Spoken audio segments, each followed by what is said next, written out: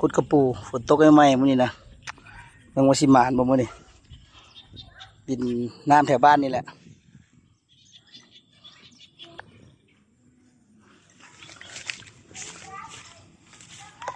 เบิ่งสิมานบ่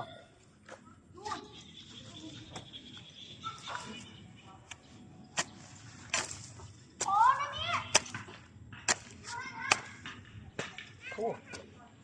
ยสองหัวห้องนี่ครับ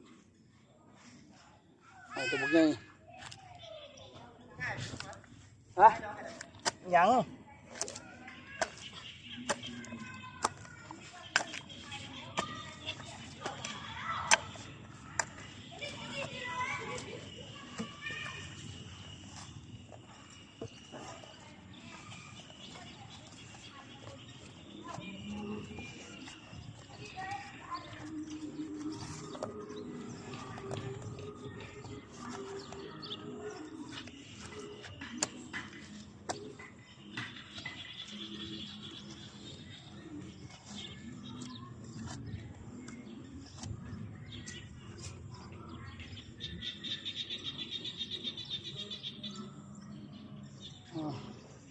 ตัวบุกไง